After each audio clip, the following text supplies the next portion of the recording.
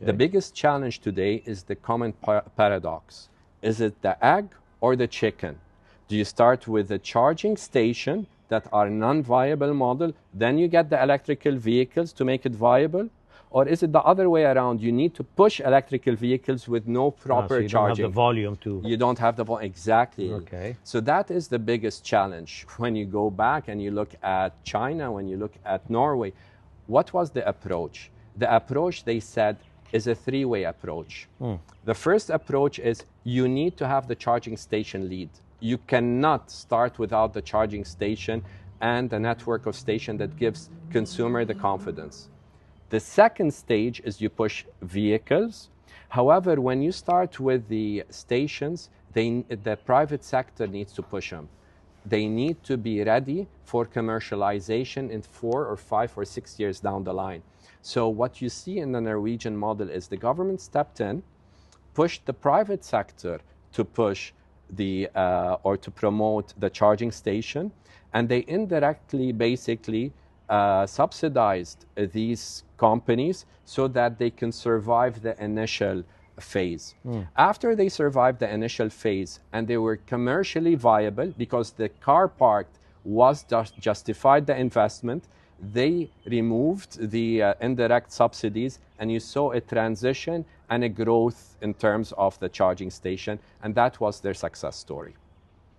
Interesting, but I mean, there'll probably be a simpler model. I mean, today, if you reflect on the long drives that you have in Europe, and probably here as well, you're driving and you park and, you're thirsty, you want to eat something, you want to fuel, you want to go to the restroom. So you have the convenience attached to it, right?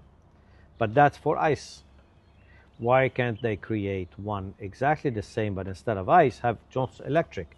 And then maybe the electric charging is the loss leader. Like a printer, you sell ink. So here, you actually make your money from convenience rather than from the electric.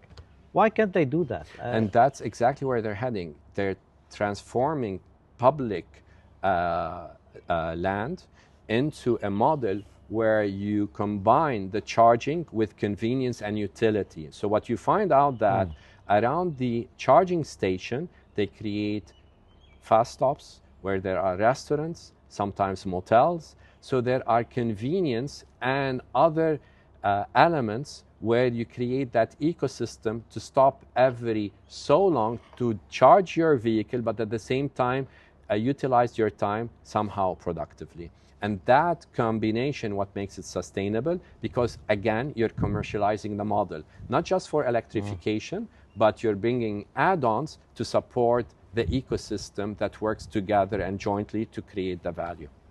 Okay, good. So we talked about finance, the total cost of ownership, financing, batteries, range, charging. What else is left on the ecosystem? Residual value. Okay. It's very important that we start creating now residual value on those vehicles as the confidence increases. Because see, residual value would reflect as well on the cost of financing. You will still have now to finance a vehicle over 6 to 7 years so you can bring in parity in terms of total cost of ownership between ICE and between electrical vehicles. However, some people prefer still to own the vehicle 3 to 4 years.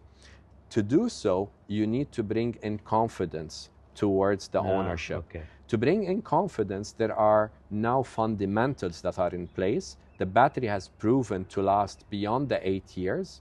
And so if you want to replace your vehicle after 3 to 4 years, that vehicle still has years ahead of it in terms of performance.